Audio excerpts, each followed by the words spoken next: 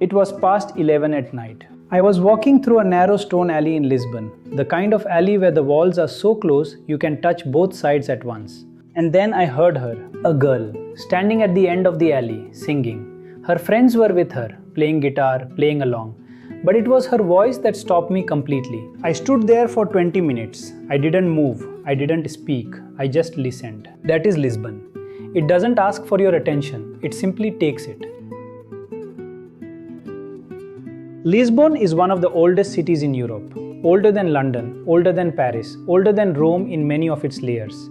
It sits on 7 hills above the Tagus River, and every hill has a story, every alley has a memory, every wall has a tile painted by hand centuries ago. But what no travel guide tells you about Lisbon is how quietly kind it is. The Portuguese people do not shout their warmth at you. They don't perform it. They simply offer it, gently, genuinely, without expecting anything in return. I felt that from the very first hour I arrived. A friend told me before I arrived, "You have to find Bengali Street."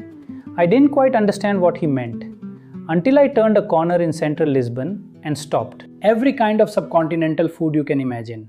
Biryani, karahi, dal, paratha, right there in the middle of Portugal. For a South Asian traveler who has been walking through European streets for days, that moment is something very specific, something between relief and joy and a kind of love for how far our people have traveled. We ate well that day, very well. One morning I walked past a small bakery near the old city. The owner, a man called Nono, saw me looking through the window. He waved me in, sat me down and offered me breakfast.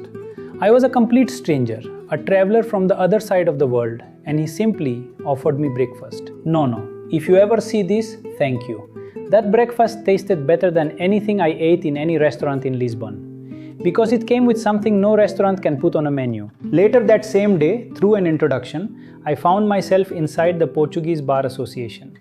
I sat with lawyers of Portugal. We talked about law, about justice, about how legal systems work differently across cultures, and how they are also underneath it all trying to do the same thing.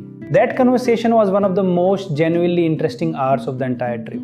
These were serious, accomplished people, and they were curious about us, just as we were curious about them. Travel does that. It puts you in rooms you never planned to be in, and those rooms change you quietly. But if I had to choose one moment from all of Lisbon, one single moment that I will carry for the rest of my life, it would be Alize. She had come to Lisbon from Brazil. We met as travelers often meet, by chance, briefly, in passing. Before we said goodbye, she gave me a gift, a small piece of cloth, and on it, stitched by her own hand, my name. She had sat somewhere and hand-stitched my name for me. A stranger she had known for a few hours, in a city neither of us called home. I have traveled to many cities in this world. I have seen beautiful places, ancient places, places that take your breath away. But a city is not its monuments. A city is not its food or its history or its architecture. A city is the people you meet inside it and what they leave inside you when you go. No, Alize.